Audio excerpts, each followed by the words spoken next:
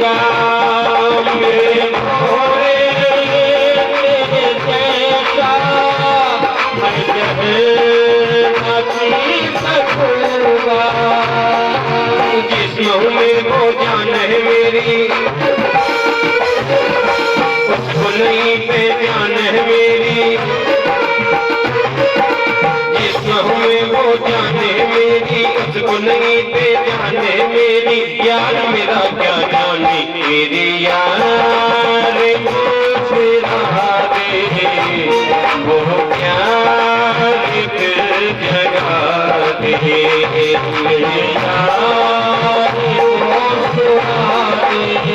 बोले हो प्यार फिर जगा बोले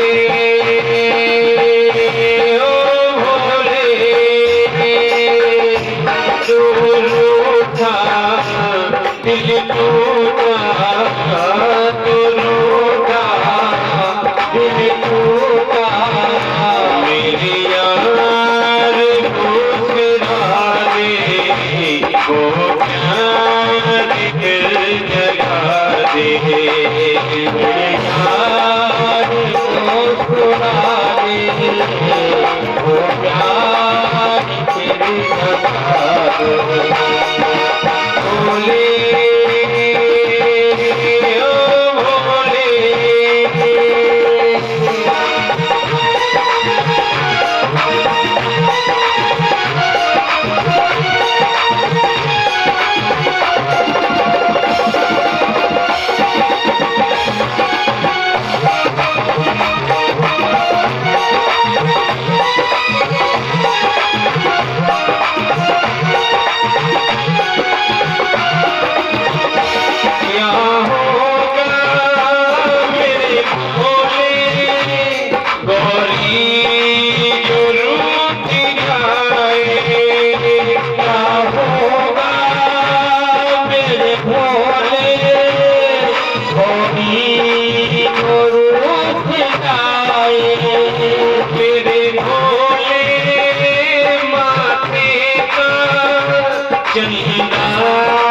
जो टूट जाए मेरे भोले माथे का गड्ढा जो टूट जाए।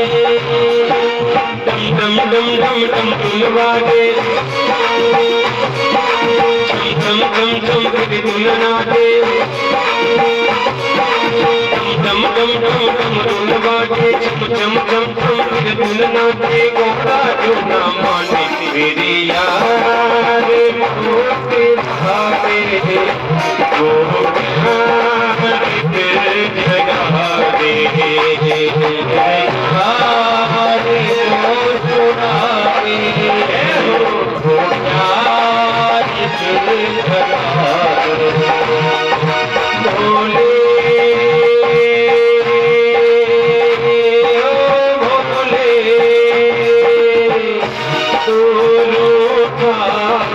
दिल टूटा मेरी यार मुस्कुरा दे वो प्यार फिर जगा दे।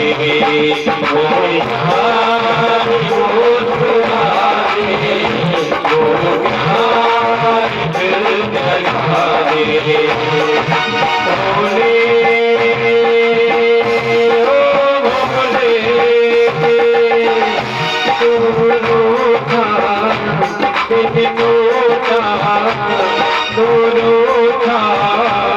दिल टूटा मेरे यार मुस्कुरा दे वो प्यार फिर जगा दे। मेरे यार मुस्कुरा दे वो प्यार फिर जगा दे। मेरे यार मुस्कुरा दे वो प्यार फिर जगा दे। श्री शंकर भगवान की जय। आनंद आ गया। आनंद आना चाहिए, भगवान की भक्ति में बैठ कर आनंद ना आए तो कैसे काम चलेगा। ऐसा लोग ज्यादा खाया हो तो बेता ही ना बज में। तो भगवान भोलेनाथ ने विष को धारण किया, नीलकंठ नाम पड़ा। दूसरा निकला ऐरावत हाथी, उसको इंद्र को दिया। चंद्रमा निकला, वो शिवजी को इसलिए दिया क्योंकि चंद्रमा शीतल होता है और विष गर्म होता है, तो विष का प्रभाव भोलेनाथ पर ना पड़े, तो चंद्रमा को धारण किया है भोले बाबा ने। तीसरे निकले हैं, चौथे निकले श्रेवा घोड़ा, कल्प वृक्ष, धन्वंतरी, अप्सराएं, मदिरा जो कि राक्षसों ने ले ली। अंत में धन्वंतरी और अमृत का कलश लेकर के प्रकट हुए। माता लक्ष्मी का भी प्राकट्य यहीं से हुआ है। क्षीर सागर भगवान विष्णु की ससुराल है। लक्ष्मी मैया की जब उसमें से निकली तो सारे राक्षसों ने और देवताओं ने रस्सी छोड़ दी। हम नहीं कर रहे मंथन, वो तो ब्याह करेंगे। इतनी सुंदर रूप है मैया लक्ष्मी का। मेघ श्याम कनिक परिदेह कर्ण विदो विधुनु। मेघ श्याम के समान बड़े सुंदर नेत्र हैं उनके, गुलाब की पंखुड़ियों की तरह होते हैं। और सभी देवता और राक्षस लाइन में लग गए। कहा ऐसे बंटवारा नहीं होगा, स्वयं रचाया जाए। मैया लक्ष्मी बरमाला लेकर के जब जाने लगी, बलि की तरफ देखा, बहुत दान पुण्य करने वाला है, धर्मात्मा राजा है, लेकिन असुर जाति का है। आगे बढ़ी, ब्रह्मा जी को देखा, ठीक ठाक है पर 3 मोह है। आगे चली, भोले बाबा के पास गए जो दिगंबर और बागंबर से बांधे हैं, ये नहीं चाहिए। तब भगवान विष्णु के पास पहुंची और भगवान विष्णु का वर्ण कर लिया। तभी से उनका नाम लक्ष्मी पति हो गया। बोलो विष्णु भगवान की। धन्वंतरी महाराज अमृत का कलश लेकर के जब निकले तो सभी असुर और देवता इकट्ठे हुए और अमृत का कलश लेकर के असुर भाग गए। सभी देवता इकट्ठे हुए, वही एक विष्णु भगवान थे, वहीं पहुंच गए। महाराज बचाओ, ले गए कि तुम चिंता मत करो, मैं हूं। और एक सुंदर सा मोहिनी रूप बनाया। मोहिनी रूप ऐसा कि देखने वाला देख करके वहीं गिर जाए बेहोश होके। और असुरों के सामने अपने पल्लू को हिलाने लगी।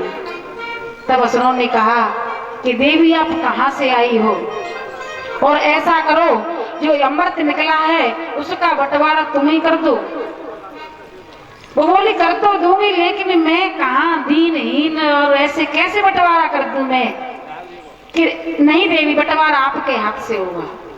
तो क्या ऐसा करना, कल सभी स्नान ध्यान करके पंक्ति बना करके बैठना, गाढ़ा गाढ़ा मैं देवताओं को पिलाऊंगी, पतला पतला देवताओं को पिलाऊंगी और गाढ़ा गाढ़ा मैं आपको पिलाऊंगी जो नीचे रह जाएगा। देवता बोलो बिल्कुल डन, राजी हो गई। प्रभात हुआ, स्नान ध्यान करके पंक्ति लगा करके बैठ गई है। देवताओं की पंक्ति में अमृत पिलाने लगी। तभी एक राक्षस को पता चल गया कि इनकी कोई इसमें चाल है, और वो देवता का रूप धारण करके देवताओं की पंक्ति में बैठ गया और अमृत का पान किया। भगवान विष्णु को पता चला ये तो राक्षस है, उसका शीश काट दिया और उसके राहु केतु नाम के 2 ग्रह बने जो आज भी चंद्रमा और सूर्य को परेशान करते हैं, क्योंकि उन्होंने उनकी असलियत बता दी थी। अमृत का पान देवताओं को हो गया, क्योंकि दैत्यों के पास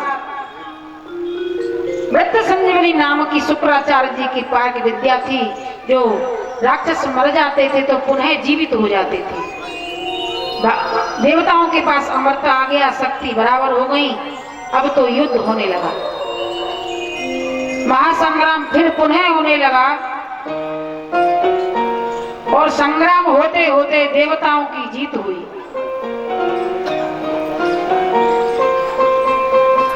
लेकिन फिर वही हार पे पहुंच गए। तब मां अदिति ने कहा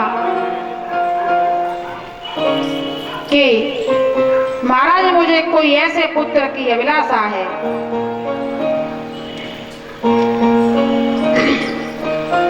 मुझे ऐसे पुत्र की अभिलाषा है जो मेरे पुत्र इंद्र हैं, उनका सब सर्वस्व देवताओं ने छीन लिया, पुनः उनको प्राप्त हो जाए। तब उन्होंने कहा, देवी तुम पुंसवय नाम का व्रत अब पालन करो, उससे तुम्हारे यहाँ पुत्र की प्राप्ति होगी। और वह पायोव्रत नाम का व्रत प्रारंभ किया। पुंसविन पायोव्रत जो भी गृहिणी महिला करती है, उनके पुत्र की प्राप्ति 100% होती है, लेकिन इसके कुछ नियम और कायदे हैं। मैया अदिति ने वो व्रत किया। और व्रत करने के बाद में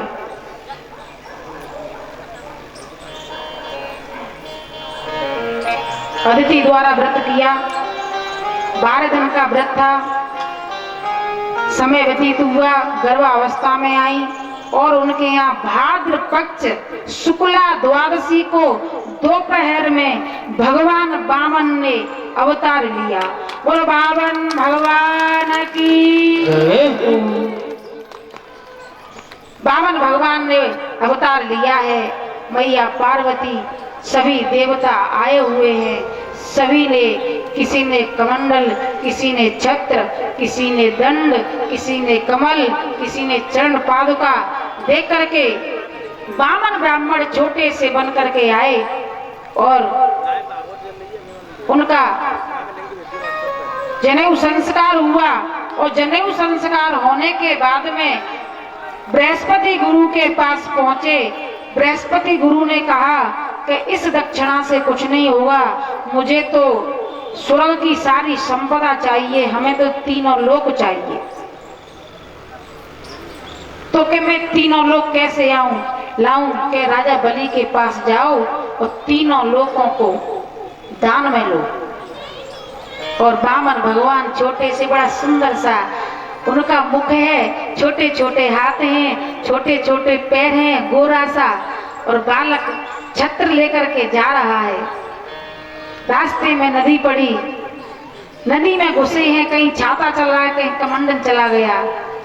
तभी विष्णु भगवान उनके सहाय बन करके आए और उनको नदी पार कराई। नदी पार कराने के बाद में बलि के यहाँ पहुंचे, क्योंकि शुक्राचार्य जी ने कहा कि बलि अब तुम गौ, ब्राह्मण और संतों की सेवा में लग जाओ तो तुम्हारा कल्याण हो जाएगा। इसलिए वो यज्ञ में लगे हुए थे। यज्ञ मंडप में हवन चल रहा था। जैसे ही बलि की दृष्टि वामन भगवान पर पड़ी, यज्ञ से उठ करके वामन भगवान के पास आए।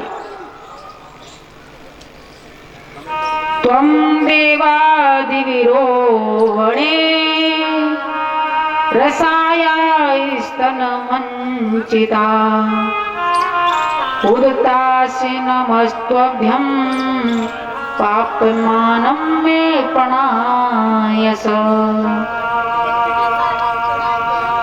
खड़े होकर के उनका अभिनंदन किया, वंदन किया, चरणों में गिर गए। यज्ञ से पुरुषाय चतुर्थीर्थ पाद तीर्थ श्रवण मंगले नाय मेदहे।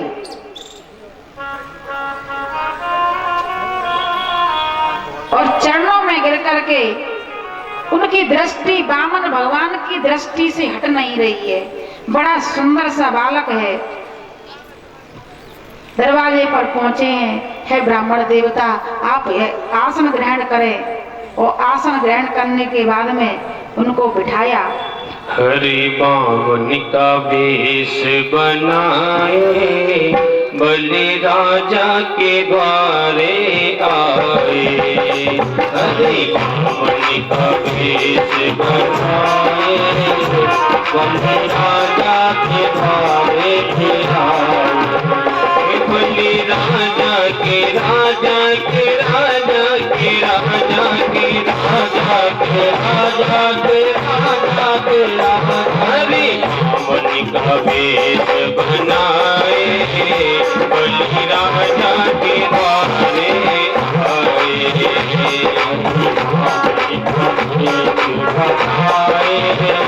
बलि राजा के द्वारे आए। इनके छोटे छोटे हाथ, इनके छोटे छोटे पाँव, इनके छोटे छोटे हाथ, इनके छोटे छोटे पाँव, इनके छोटे छोटे हाथ, इनके छोटे छोटे पाँव, इनके छोटे छोटे हाथ, इनके छोटे छोटे पाँव। पैरों में खड़ाऊ सजाए, बलि राजा के द्वारे पे आए। हरि बावन का वेश बनाए, बलि राजा के द्वारे पे आए।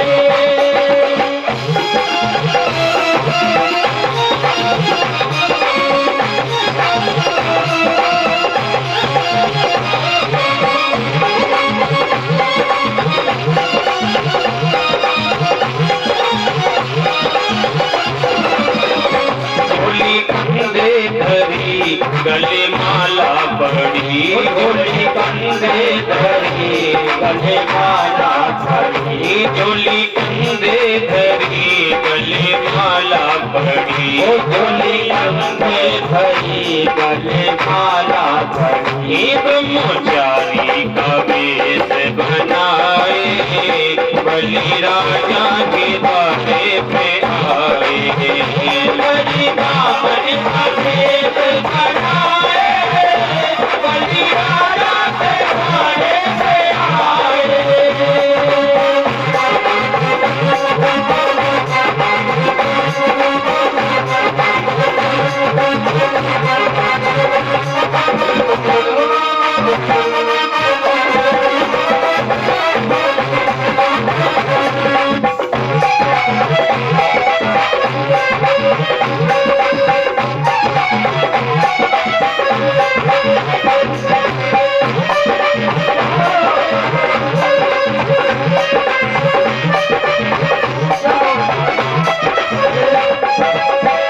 माथे चंदन लगा, सिर चोटी रखी, माथे चंदन लगा, सिर चोटी रखी, माथे चंदन लगा, सिर चोटी रखी, माथे चंदन लगा, सिर चोटी रखी। हाथों में कमंडल सुहाए, बलि राजा के द्वारे आए। हरि बावन का वेश बनाए, बलि राजा के द्वारे पे आए।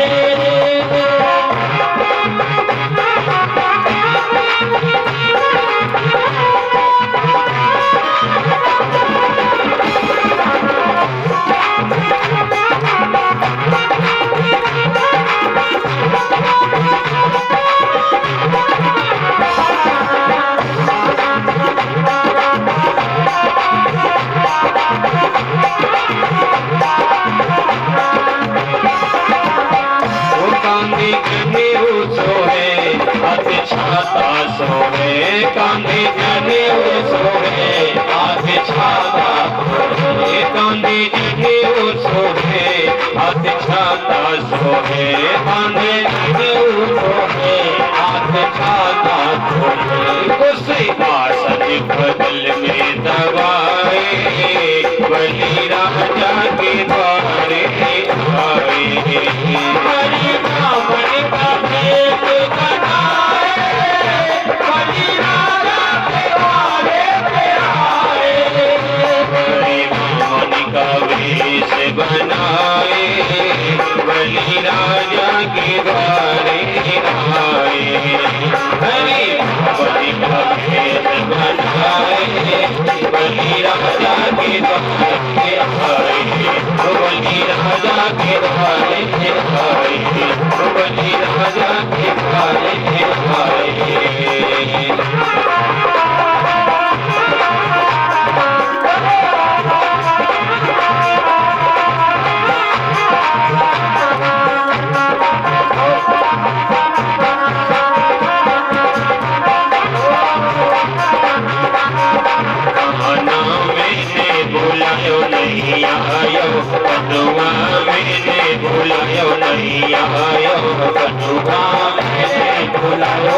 नहीं आयो बबुआ मैंने बुलायो नहीं आयो।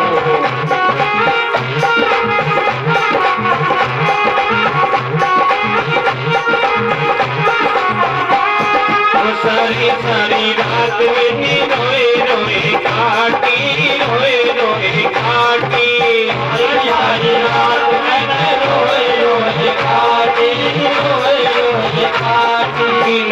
कटरस नहीं आयो कनुआ मैंने बुलायो नहीं आयो, कनुआ मैंने बुलायो नहीं आयो, कनुआ मैंने बुलायो नहीं आयो।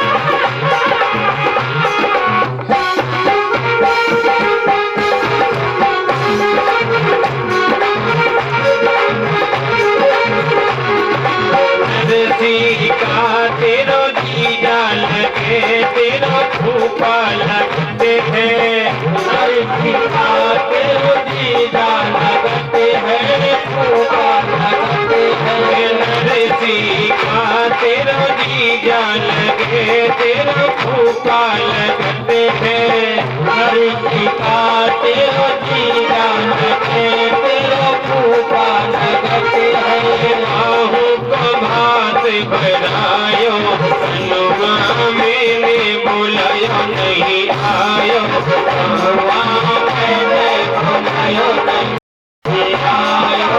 सारी सारी रात मैंने रोए रोए काटी, सारी सारी रात मैंने रोए रोए काटी, रोए रोए काटी मैंने रोए रोए काटी, रोए रोए काटी मैंने रोए रोए काटी। कटरस नहीं आयो कनुआ मैंने बुलायो नहीं आयो, कनुआ मैंने बुलायो नहीं आयो, कनुआ मैंने बुलायो नहीं आयो।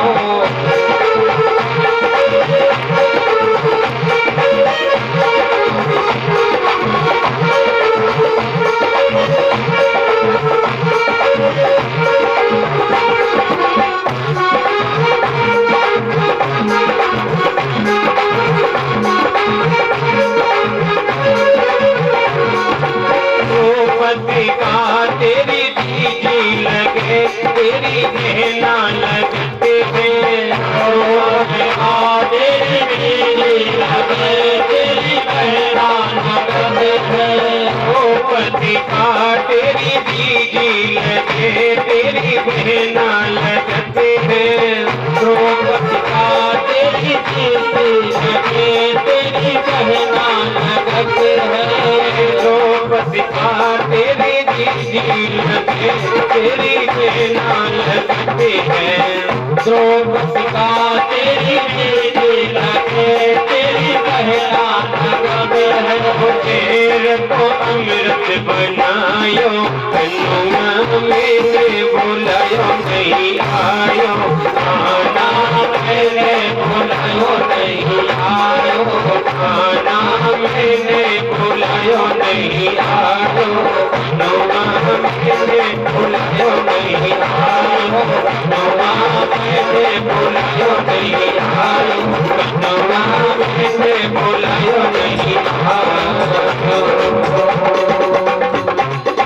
वामन भगवान की। हरीश जी, आपकी मंच पे रिक्वायरमेंट है।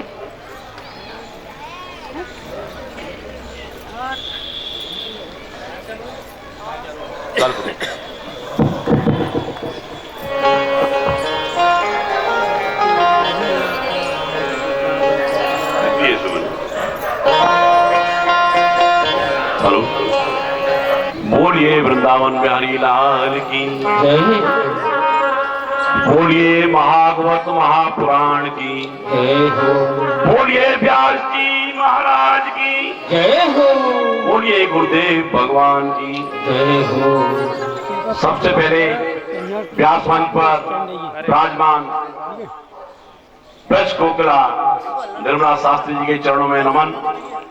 साथ में उनके बाएं भाग में बैठे हैं गुरुदेव और उनका गुरुकुल,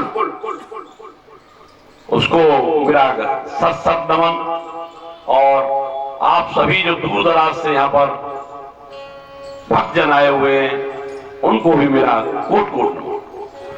मेरी माता है, उनको तो मेरा बिल्कुल दिल से ही नमन रहता है, क्योंकि कल भी मैंने बताया था माताओं की संख्या बहुत ज्यादा रहती है और भक्ति भावना पुरुषों की तुलना में थोड़ी सी ज्यादा तो माता में होती है। एक बार सबके लिए जोरदार तालियां बजाएंगे। देखिए अभी एक भजन चल रहा था, मैंने बुलाया और नहीं आया। अरे द्रौपदी ने बुलाया तो आ गया, मेरे बुलाने से नहीं आया। तो मैं कहता हूं अलवेला जी, द्रौपदी की तरह बुलाना तो सीखो, सबरी की तरह बुलाना तो सीखो, तब आएगा ना काना है? हमको सब कुछ अपना काना पर न्योछावर करना पड़ेगा, अपने आप को भी भूलना पड़ेगा, तब काना आएगा। काना का आना इतना आसान नहीं है। वैसे कल आपके बीच में शायद काना आने वाले हैं, कल ही काना का जन्म है। देखिए एक विशेष बात आपको बता दूं, मुझे व्यास जी ने 2 शब्द बोलने के लिए आदेशित किया है। अपने समूचे समाज में अगर कोई भी ऐसा साधन है जिससे हमारा समाज संरक्षित रह सकता है, संगठित रह सकता है, तो उसका एकमात्र साधन है हमारे भागवत जी। भागवत धर्म ही हमारा ऐसा है जो हमारे पूरे समाज को एकत्रित करके रखता है। इसलिए बोलिए एक बार, बोलिए भागवत भगवान की। इसी के नाम पर ही हमारे धर्म का नाम भागवत धर्म भी कहते हैं हम इसको। आज आप देख रहे हैं हमारे समाज में अनेकों विकृतियां पैदा हो गई हैं, और इंतहा तो तब हो जाती है विकृतियों की जिसने हमें जन्म दिया है, चाहे हमारे माँ हो चाहे हमारे बाप हो। बुजुर्गों की यहाँ पर अपने समाज में स्थिति कुछ बिगड़ती चली जा रही है। देखिए कितना पाल पोस कर बड़े श्रद्धा भाव से अनुष्ठान मांग मांग के भागवत करा के और भी नित्य कर्म करा के यज्ञ करा के बालक की प्राप्ति होती है, बच्चों की प्राप्ति होती है। और वही बच्चे अपने बूढ़े माँ बाप को जब बुजुर्गी आती है ना, तो एक तरफ छोड़ देते, उनका एक कमरा अलग हो जाता है। कुछ लोग तो बिल्कुल ही अलग कर देते हैं। ऐसे ऐसे किस्से मेरे पास हैं जो 90-90 साल के बुजुर्ग माँ बाप है और अलग रोटी बना के खा रहे हैं। जय हो। तो इन सब विकृतियों को दूर करने का हमारा अगर कोई साधन है तो केवल भगवत जी है। इंतहा तो उस दिन हो गई थी। एक बार का वाकया मैं आपको बता दूं। एक माँ बाप थे, उन्होंने अपने बच्चों के लिए 3 मंजिल का मकान बनाया था। बहुत मेहनत कर करके बनाया था, कोई धनाढ्य नहीं थे वो। माँ बाप दोनों दिन रात मेहनत करते थे। पहले 1 मंजिल बनाई, फिर दूसरी मंजिल बनाई, फिर तीसरी मंजिल बनाई। उनके 3 बेटे थे। कितने थे? 3, बड़ा, बीच का और छोटा। 2 बेटे थे, बड़ा और छोटा। 1 मंजिल पर बच्चों ने सहमति कर ली कि भैया माँ बाप तुम ऐसा करो, नीचे रह लो, हमारी जगह ये समझते हो तुम समझा करो जरा, ये ऐसे ही है, हम तो ऊपर रह लेंगे, बच्चे खाना आपका बन के ही नीचे आ जाया करेगा। तो माँ बाप तो बहुत सरल स्वभाव के होते हैं, उनको तो जो बच्चों की खुशी होती है ना, उसी में आनंद आता है। उन्होंने कह दिया कि ठीक है तो भैया तू ऊपर रह ले, एक बीच में रह ले, हम नीचे पड़े रहेंगे यहाँ पर आप लोग शांत रहो भैया, खुश रहो, हमारी चिंता मत करो भैया तुम। अब सवाल आया, एक दिन क्या हुआ, उसके बूढ़े माँ बाप थे, उनमें से उनके पिताजी का हो गया निधन। अब अकेली माता रह गई। माता वृद्ध, और वृद्ध के बाद भी विधवा। देखिए अब वृद्ध और विधवा असहाय हो जाती, कोई उसका साधन नहीं। उसके साधन क्या है? उसके बच्चे, और बच्चे अलग रहते हैं। बच्चों ने आपस में पहले तो झगड़ के खाना खिलाया, किसी दिन किसी के यहाँ से खाना परोस के पहुंच गया, किसी दिन किसी के यहाँ से पहुंच गया, किसी दिन नहीं पहुंचा। और लोग आगे 2-4 आप जैसे लोग बोले ऐसा करो भाई, ऐसा कर लो, तुम एक दिन तुम खिला दिया करो, एक दिन तुम खिला दिया करो। फैसला होगा कि 15 दिन बड़ा वाला खिलाएगा और 15 दिन छोटा वाला खिलाएगा। तो उनका खाना आता था साहब 15 दिन बड़े वाले के यहां से और 15 दिन छोटे वाले के यहां से। दुर्भाग्य देखिए उस बुढ़ी विधवा का, जब वर्ष में 31 दिन का महीना आता था तो एक दिन बूढ़ी मां को उपवास रखना। 31 दिन में से एक दिन कौन खिला? तो जिस देश में हमारे कृष्ण भगवान, राम और जाने कितने भगवान हुए, उस देश में बुजुर्गों की इस तरह की विडंबना वास्तव में हमारे समाज पर कलंक है। और इस कलंक को अगर धोना है तो आपको बिल्कुल भागवत कथा में आना पड़ेगा, भागवत कथा को श्रवण करना पड़ेगा। और बहुत ज्यादा न कहते हुए एक चीज और बता दूं, माँ बाप क्या चीज होती है, पिता का अर्थ आखिर क्या होता है?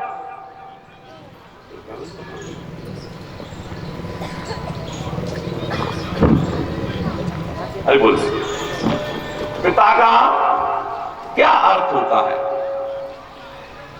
आप लोग एक बार सब लोग छोटे हो जाइए, 5 वर्ष की अवस्था में पहुंच जाइए। मैं आपको बचपन की यात्रा करा देता हूं। जब किसी बाप के पास केवल 50 रुपए होते थे और हम लोग उनसे 200 रुपए का खिलौना लेने की ख्वाहिश करते थे, तब एक बाप की क्या स्थिति होती है और बाप क्या होता है, उसका एहसास क्या होता है, मैं आपके सामने अभी आपको बताना चाहता हूं। पिता जीवन है, संबल है, शक्ति है। शब्दों में ध्यान दीजिएगा। पिता जीवन है, संबल है, शक्ति है। पिता सृष्टि के निर्माण की अभिव्यक्ति है। पिता के बिना सृष्टि का सृजन नहीं हो सकता है। पिता सृष्टि के निर्माण की अभिव्यक्ति है। पिता उंगली पकड़े बच्चे का सहारा है। पिता उंगली पकड़े बच्चे का सहारा है। पिता कभी कुछ खट्टा कभी खारा है। पिता पालन है, पिता पोषण है, परिवार का अनुशासन है। पिता धौंस से चलने वाला प्रेम का प्रशासन है। पिता रोटी है, कपड़ा है, मकान है। पिता छोटे से परिंदे का बड़ा आसमान है। पिता छोटे से परिंदे का बड़ा आसमान है। पिता अपदर्शित अनंत प्यार है। पिता अपदर्शित अनंत प्यार है। पिता है तो बच्चों को इंतजार है। पिता है तो बच्चों को इंतजार है। पिता से ही बच्चों के ढेर सारे सपने हैं। पिता से ही बच्चों के ढेर सारे सपने हैं। और पिता है तो बाजार के सारे खिलौने अपने हैं। पिता है तो सारे खिलौने बाजार के अपने हैं। पिता से परिवार में प्रतिपल राग है। जो परिवार में प्रेम होता है वो पिता नहीं हो सा अधूरा हो जाता है। पिता से परिवार में प्रतिपल राग है। पिता से ही माँ की बिंदी और सुहाग है। पिता से ही माँ की बिंदी और सुहाग है। पिता सुरक्षा है। पिता सुरक्षा है, सिर पर हाथ है। पिता नहीं तो बचपन अनाथ है। पिता नहीं तो बचपन अनाथ है। तो पिता से बड़ा तुम अपना नाम करो। तो पिता से बड़ा तुम अपना नाम करो। पिता का अपमान नहीं, पिता का अपमान नहीं, पिता पर अभिमान करो। पिता पर अपमान नहीं, पिता का अभिमान करो। क्योंकि माँ बाप की कमी कोई पाट नहीं सकता। माँ बाप की कमी कोई पाट नहीं सकता और ईश्वर भी उनके आशीषों को काट नहीं सकता। काट नहीं सकता। विश्व में किसी भी देवता का स्थान दूजा है। विश्व में किसी भी देवता का स्थान दूजा है। माँ बाप की सेवा ही सबसे बड़ी पूजा है। माँ बाप की सेवा ही सबसे बड़ी पूजा है। विश्व में किसी भी तीर्थ की यात्राएं, विश्व में किसी भी तीर्थ की यात्राएं व्यर्थ हैं अगर बेटे के होते माँ बाप असमर्थ हैं। अगर बेटे के होते माँ बाप का समर्थ, वो सुनिएगा, वो खुश नसीब हैं, वो खुश नसीब हैं माँ बाप जिनके साथ होते हैं, वो खुश नसीब हैं माँ बाप जिनके साथ होते हैं, क्योंकि माँ बाप की आशीषों के हजारों हाथ होते हैं, हजारों हाथ होते हैं। इसलिए बिल्कुल ये सब चीजें आपको भागवत से सीखने के लिए मिलेंगी।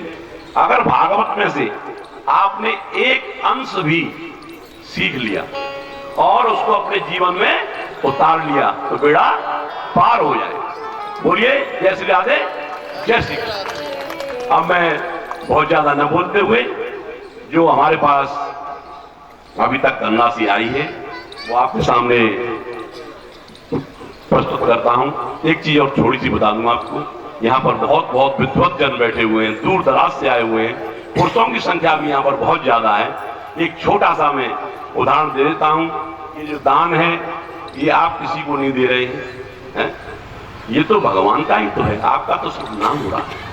अलवेला जी गाते हैं, करता है तू कन्हैया मेरा नाम हो रहा है, तेरी कृपा से सब काम हो रहा है। तो मेरे साथियों, अपने जीवन में से थोड़ा सा अंश अगर निकाल के हम लोग भागवत जी को समर्पित कर देंगे तो बिल्कुल ही जो कह रहे थे ना कैसे बेड़ा पार होगा, बेड़ा पार होगा ही, इसमें कोई शक वाली बात नहीं है। इसका छोटा सा उदाहरण आपको दे दूं।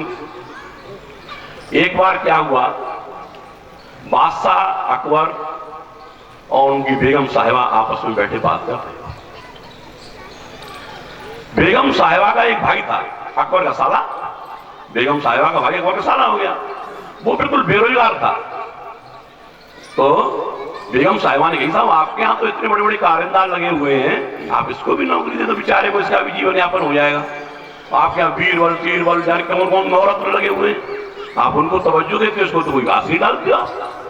और नहीं बेगम साहिबा ऐसा नहीं है, उनमें कुछ बात है और आपके इसमें नहीं होगी और आपको ज्यादा। बोलो नहीं नहीं साहब मेरे भाई मेरा बहुत होशियार है। तो ठीक है, कल दरबार लगाया जाए, बात करते हैं आपकी होशियारी कितना भाई होशियार है आपका।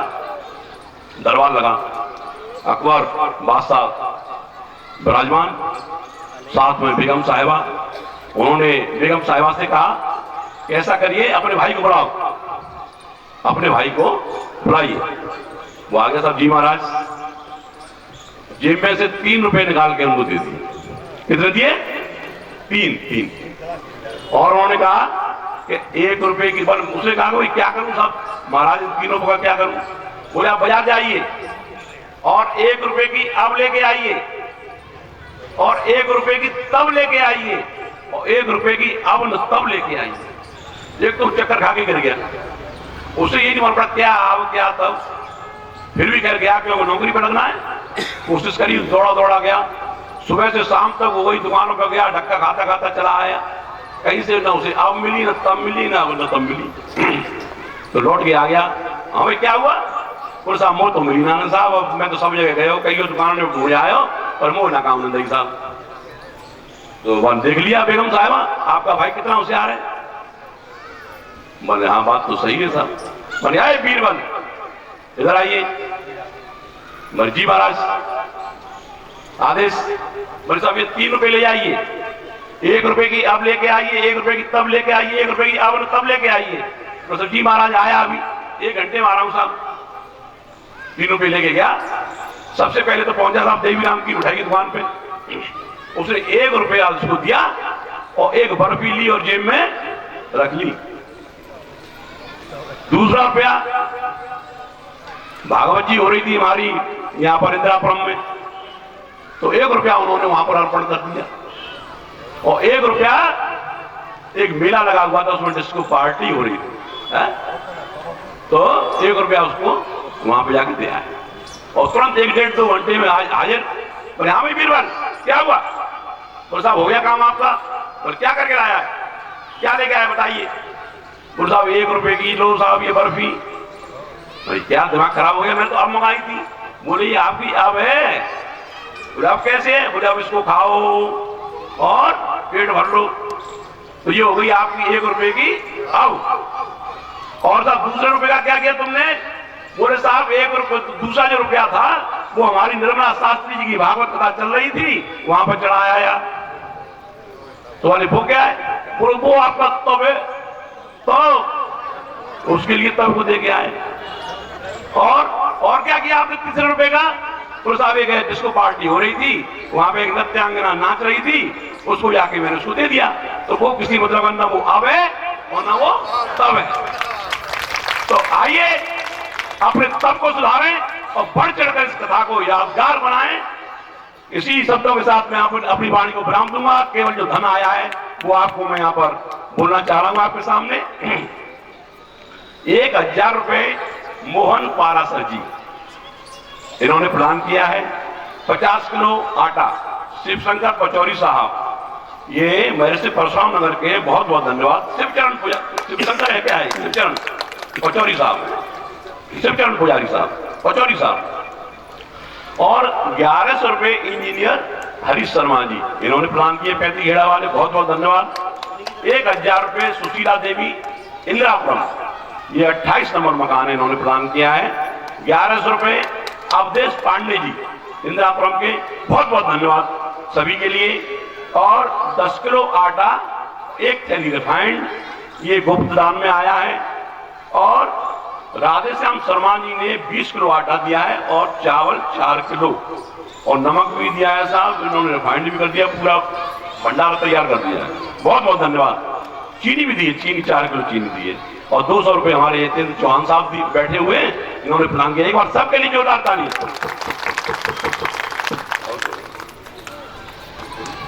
अच्छा, एक और सूचना आपको दे दूं, ये हमारे मनीष पंडित जी हैं, इनकी भागवत कथा 5 मार्च से अनाथ आश्रम केहरी के पास बैठेगी। और वो सब ये एक ही गुरुकुल के पढ़े हुए हैं। हमारी कोकला जी, ये उनके शिष्य, इनकी भागवत हुई मनीष जी हैं। और एक छोटी सी बच्ची 11 साल की है, जिसकी भागवत कथा अभी बाल विदुषी लक्ष्मी, जिनकी शिव वाटिका में हुई थी, उनकी भी भागवत कथा 16 फरवरी, जिस दिन हमारी ये खत्म होगी है, हमारा भंडारा होगा, उस दिन इनकी भागवत कथा उसमें राम रघु एक वाटिका में होगी। तो सभी के लिए बहुत बहुत धन्यवाद। जय श्री राधे, जय श्री कृष्ण। हेलो, आदरणीय श्री माता जी से मैं निवेदन करता हूं, पेट्रोल पंप के बगल से हमारे गुरुजी ने भागवत में बहुत अच्छा एक राघवेंद्र सरकार जी के द्वारा उसका आयोजन हुआ, जिसमें पहले चलाते थे कुआ और घर करके खाते थे पुआ। तो आज दोस्तों प्रसाद वितरण सभी लोग वहां पहुंचे। और एक भजन है, मेरे तार ऊपर मिल जाते हैं बालाजी से, भक्ति में मैं पागल हुआ था। दोस्तों, भाइयों ने इसका दुरुपयोग किया, नरेंद्र मोदी जी से ने भी दुरुपयोग किया, मेरे भाई निरंजन ने भी दुरुपयोग किया। दोस्तों, मेरा भाई निरंजन था, मेरा गांव बड़ा भिखारी था। दोस्तों, वो राधा रानी ने आज ऐसा अनमोल हीरा भेज दिया मां। दोस्तों, मैं क्या दूंगा राधा रानी को और मैं क्या देने वाला हूं। दोस्तों, मेरी चौपाई में, मेरे गुरु की चौपाई में वो जड़ है दोस्तों, कहीं होगी नहीं। दोस्तों, अष्टसिद्धीनों ने विजय दाता असवरदीन जानकी माता। मेरे दोस्तों, ये निर्मला जी भागवत कर रही हैं, कोई हंसी खेल नहीं है। ना का शब्द का प्रयोग बड़ी समाज में ना जो चल रहा है, निर्मला, ये मेरे गुरु का कोई अंत। निर्मला जैसा नाम नरेंद्र मोदी का। नरेंद्र मोदी जब तक जिएंगे तब तक मेरे गुरु ने लिख दिया कि जब तक राज्य करेंगे। वो दोस्तों, मैं भी बालाजी से सीट उड़ती है, वही एमपी चुनती है, वही सांसद चुनती है, वही प्रधान चुनती है, वही पटवारी चुनती है। दोस्तों, मैं एक छोटा सा भजन राधा रानी से गाता हूं। प्रिय दोस्तों, पहले मेरी चौपाई का अध्ययन करें कि राम कहोगे आराम मिलेगा और पैसे कहोगे माल मिलेगा। तो राम चाहिए कि माल चाहिए? दोनों चीजें मेरे पास है। अष्ट सिद्धि नवनिधि के दाता असवर दीन जानकी माता। दोस्तों, मैं छोटा सा बालक था, BA प्रीवियस में 1-2 आता था। मैं पढ़ लिख के नहीं जाता था दोस्तों। 33 रुपए खर्च करके बमरौली कटारा में एडमिशन मेरा हुआ कृष्णा कॉलेज, जो कि आज भी मौजूद है, देख सकते हो कृष्णा कॉलेज। उस आगरा कॉलेज से मैं निकाल दिया गया, 2 नंबर कम थे, तो मैंने वो अध्ययन किया दोस्तों। अष्ट सिद्धि नवनिधि के दाता असवर दीन जानकी माता राम रसायन मेरे पासा सदा रहो रघुपति के दाता। मेरे दोस्तों, मेरे गुरुजी ने वो मंत्र सिखाया है, जो छात्राएं पढ़ रही हों और जो छात्राएं MBBS डॉक्टर बनना चाहती हों और जो उनका मस्तक भी हट जाए, तो दोस्तों क्या निकलता है? अष्ट सिद्धि नवनिधि के दाता असवर दीन जानकी माता। राम रसायन तुम्हारे पास आ दोस्तों, जरा ध्यान देना। राम रसायन तुम्हारे पास आ, साफ स्पष्ट कह रहा है। राम का नाम स्पष्ट कह रहा है दोस्तों। अब मैं ज्यादा नहीं बोलूंगा क्योंकि भागवत आगे चलनी है। फिर भी मौका लगेगा तो फिर कहूंगा। वहां पे मुझे माइक नहीं दिया गया दोस्तों। कहां पे? जो मेरा क्षेत्र था, बालाजी महाराज ने मुझे माइक के रोक दिया गया, इनकार कर दिया गया, अपमान कर दिया गया दोस्तों। पर भय बिना प्रीति नहीं होई नहीं देवा, लख करो मेरी की सेवा। दोस्तों, ऐसी जीवात्मा निर्मला देवी एक चौपाई रामचरितमानस की है दोस्तों। बारह पुत्र पिता के धर्मा, वो खेती उपजे अपने कर्मा। मेरे दोस्तों, निर्मला जी सब बता देंगे आपको। सुनने वाला हो, समझने वाला हो, नाच गाना करके माता बहन चली जाती है और यहीं की यहीं चले जाती है। बात सत्य है दोस्तों, ताली होनी चाहिए। आपका बहुत बहुत धन्यवाद। आपने जो बोला है, अपनी बीती बोली है और अपने हृदय से बोला है। आप बीती वो ही सुना सकता है जिस पे बीती हो। तो राधे राधे। भगवान के पांडाल, बलि के पांडाल में भगवान का आगमन हुआ। बलि ने 52 देवता के चरण धो करके और कहने लगे कि आप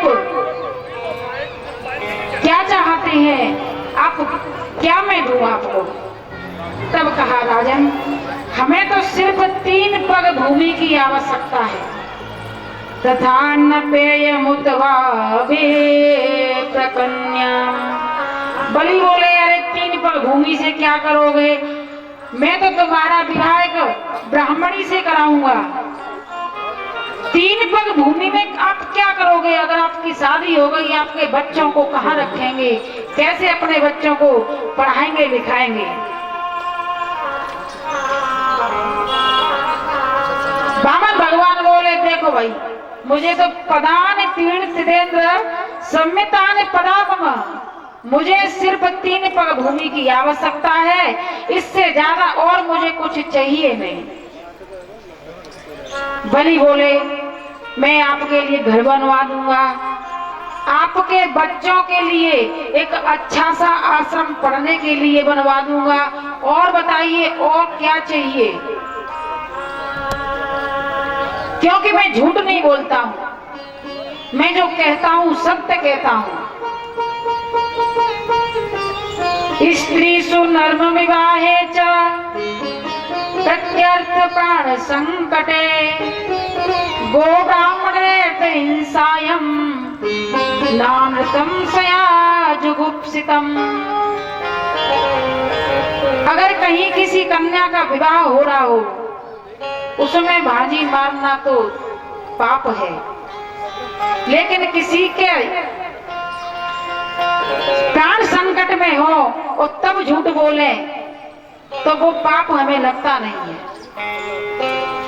ब्राह्मण और गो हत्या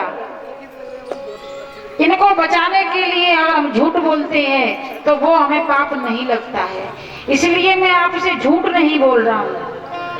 मेरे तो कुल खानदान में विरोचन प्रहलाद जैसे बड़े बड़े दानी हुए हैं।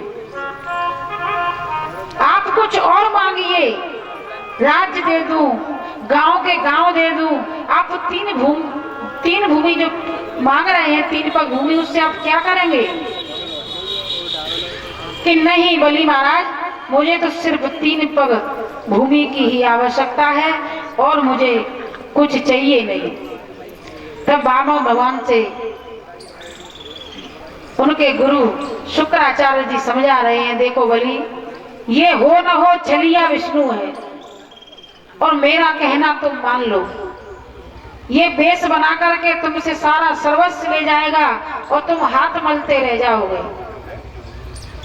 तब बलि ने कहा कि इनके रूप को देखकर अगर मुझे तीनों लोग भी ये ले जाएं तो मैं वो भी दे दूंगा, लेकिन आज ये ब्राह्मण देवता खाली हाथ नहीं जाएंगे।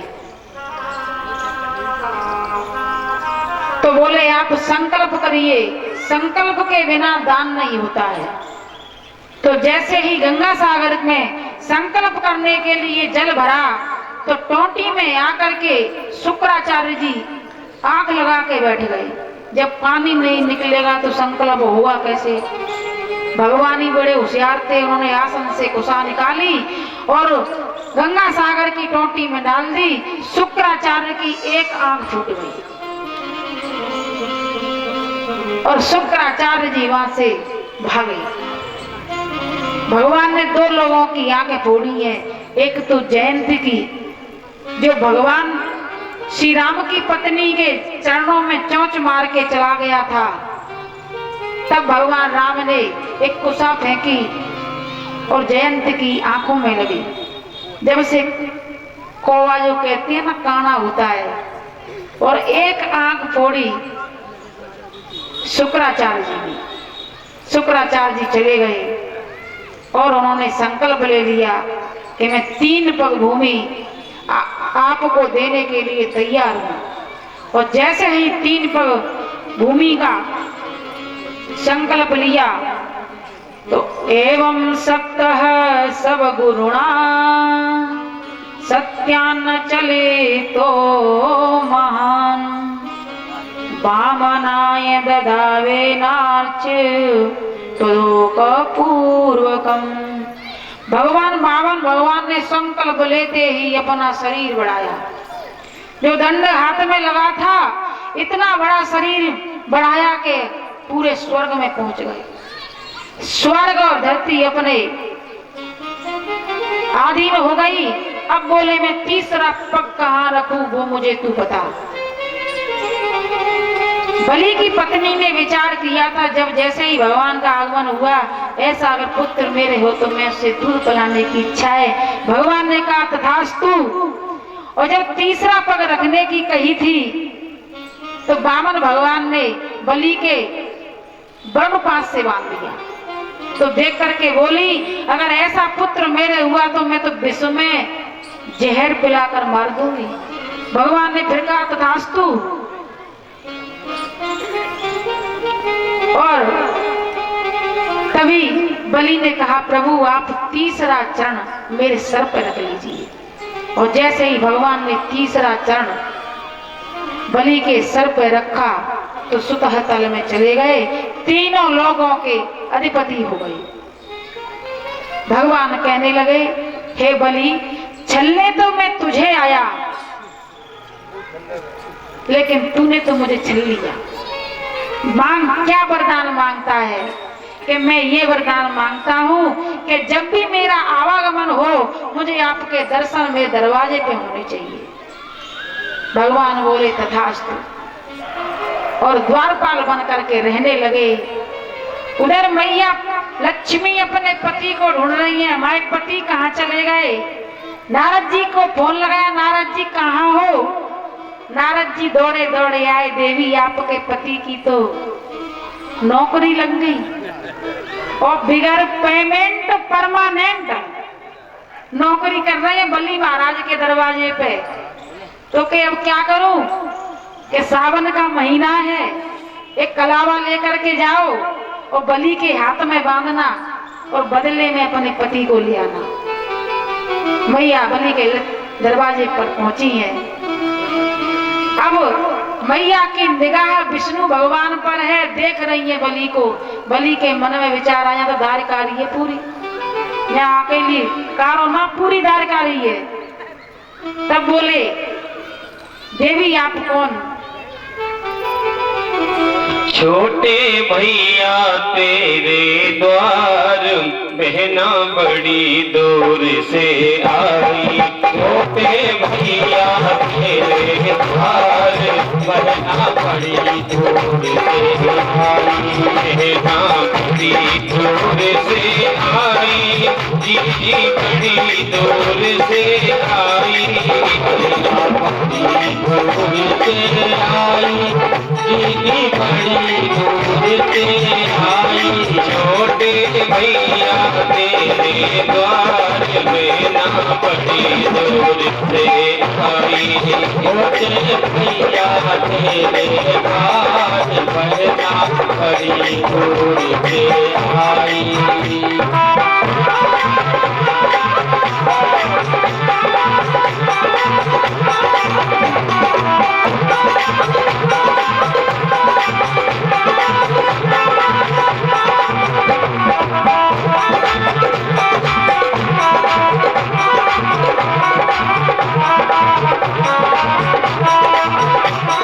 कर ले मन अब पक्का हाथ में बंधवाए ले तो रखा।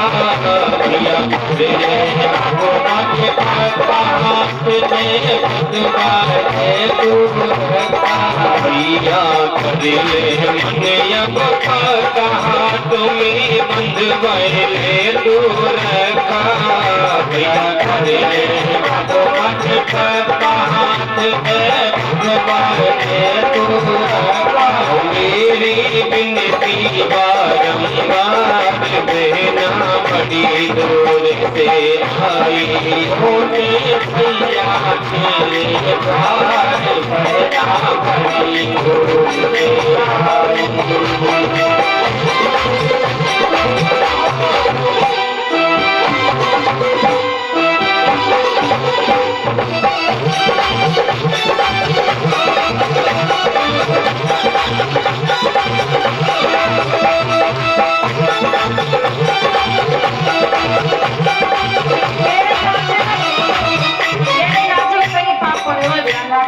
भगवान के दरबार में चलते ही पाप पड़ेगा। सुने भूप गयो हर साई। लक्ष्मी की नींद बहन बनाई। सुने भूप गयो हर साई। लक्ष्मी की नींद बहन बनाई। सुने भूप गयो हर साई। लक्ष्मी की नींद बहन बनाई। सुने भूप गयो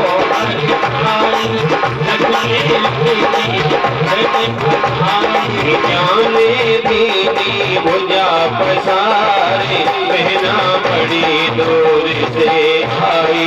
होने भैया तेरे द्वार बहना बड़ी दूर से आई।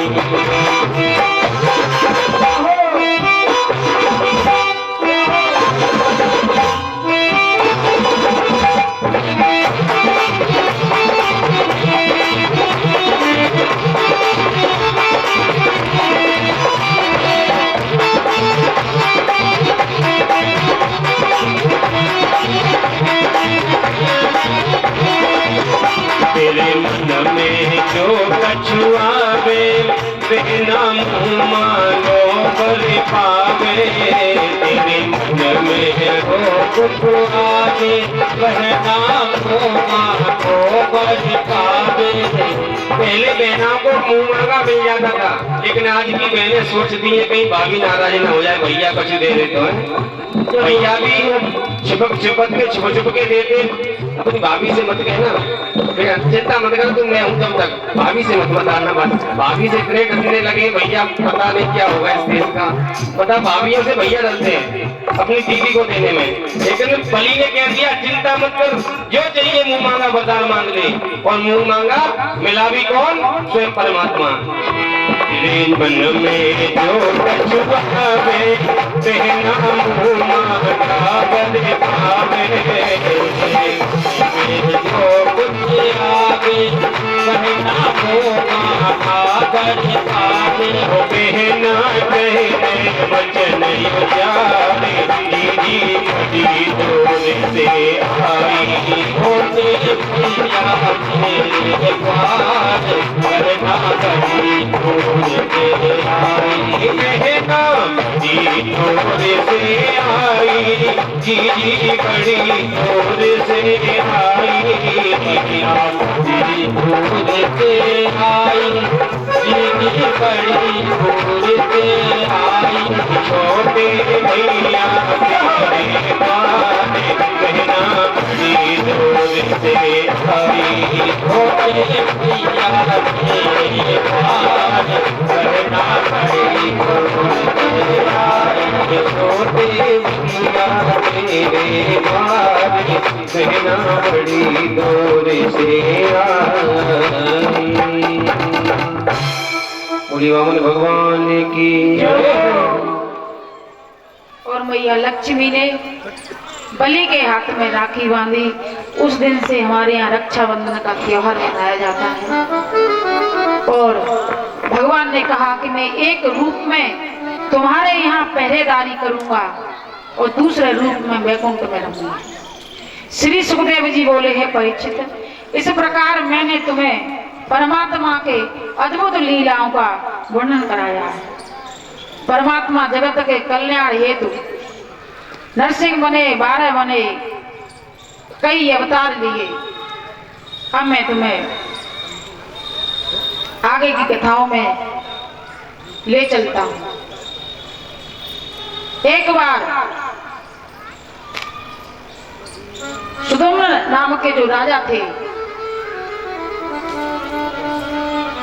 वो शिकार खेलने के लिए वन में गए और उस वन में भगवान भोलेनाथ तो पार्वती जी विहार कर रहे थे। और उन्होंने श्राप भी दिया था कि इस वन में जो भी प्रवेश करेगा वो स्त्री रूप में परिवर्तित हो जाएगा। और जैसे ही सुगम ने उसमें प्रवेश किया, अपने जो घोड़े थे घोड़ी हो गए, मंत्री थे वो सब स्त्री हो गए और स्त्री होकर के विचरण करने लगे। अब मन में कुंठा है कि मैं स्त्री कैसे बना। व्यवस्थानु का विवाह सुधा के साथ हुआ था और उन्हीं के वंश में सुगम्न थे। अब वहां से लौट करके आए, ऋषियों से मंत्र गणना की कि मैं इस रूप में कब तक रहूंगा, मुझे जरा बताइए। तब उन्होंने एक यज्ञ करवाया। उस यज्ञ से कुछ समय स्त्री और कुछ समय पुरुष रहने लगे और इसके बाद में वशिष्ठ जी के तपोबल से वह पुनः पुरुष रूप में हो गए। तब नारायण जी ने कहा कि अब हम सूर्यवंश में जो कथा प्रारंभ करेंगे, सूर्यवंश का वर्णन करेंगे और सूर्यवंश में प्रवेश करेंगे। कल कन्हैया का जन्म है और समय पास में है। सूर्यवंश में इक्ष्वाकु नर्ग शर्याति दिष्ट दुष्ट करुष काम नर्यंतम प्रसगन च नभम च कवि 10 पुत्र हुए थे, इक्ष्वाकु, नृग, शर्याति, दिष्ट, धृष्ट, करुष, नरेशंत, प्रसगन, नवग तथा कवि। हे परीक्षित, इक्ष्वाकु सबसे बड़े थे। इनका वंश बाद में कहूंगा, क्योंकि यह वंश महान है, विश्व का चरित्र है। भगवान श्री राम इसी वंश में प्रकट हुए थे। मनुपुत्र राजा दृग बड़े दानी थे। हजारों गाय सोने से सींग मड़वा के, चांदी से खुर मड़वा के दान करते थे। एक बार एक गाय पुनः गलती से उनकी गौशाला में आ गई और वही गाय को उन्होंने एक ब्राह्मण को दान कर दिया। जब दूसरे ब्राह्मण को पता चला कि ये तो मेरी गाय है, तो राजा के पास पहुंचे। हे राजन, मेरी गाय गलती से आपकी गौशाला में आ गई थी और आपने उसी गाय को पुनः दान कर दिया है। तो राजा ने कहा कि आपकी एक गाय गलती से दान में चली गई है, आप मुझसे हजारों गाय ले जाओ। लेकिन ब्राह्मण हठी, और ब्राह्मण हट पे आ जाओ जगह को थोड़ा ही मनते। ब्राह्मण देवता बोले, नहीं महाराज, मुझे तो वो ही गाय चाहिए। राजा ने बार बार समझाया, हे ब्राह्मण देवता, आप मान जाइए, लेकिन वो नहीं माने। तब राजा नृग को उन्होंने श्राप दिया कि जाओ, जिस प्रकार तुम गिरगिट की तरह रंग बदलते हो तो तुम गिरगिट हो जाओ। तब राजा नृग ब्राह्मण देवता के चरणों में गिरे, प्रभु ऐसा मत करिए और मुझे कोई उपाय बताइए। तब उन्होंने कहा कि द्वापर युग में कृष्ण के बच्चे जब आपको देखकर घर जाएंगे और कृष्ण के चरण का स्पर्श होगा, तब आपको पुनः भगवान के पार्षद होकर के देवलोक धाम में चले जाएंगे। सुखदेव जी कहने लगे, उनके दूसरे पुत्र थे शर्याती, जो अपनी पुत्री पत्नी सहित ऋषियों के दर्शन करने के लिए गए और देखा कि एक बाम्बी बनी हुई है, दीमक लगी हुई है, उसमें 2 आंखें चमक रही हैं।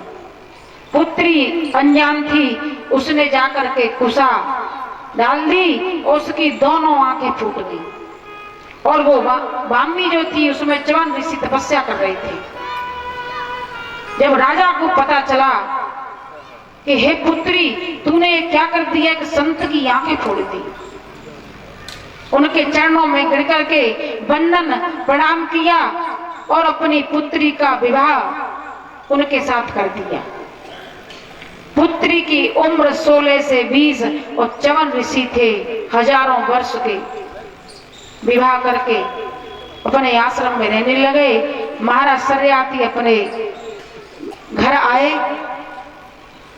एक बार अश्विनी ऋषि को आना हुआ और उन्होंने कहा कि हम बैठ करके सभी यज्ञ करते हैं, आप यज्ञ कुंड में यज्ञ में स्नान करके बैठे। एक कुंड बनाया और कुंड में जैसे ही स्नान किया, च्यवन ऋषि बिल्कुल यौवन अवस्था में हो गए।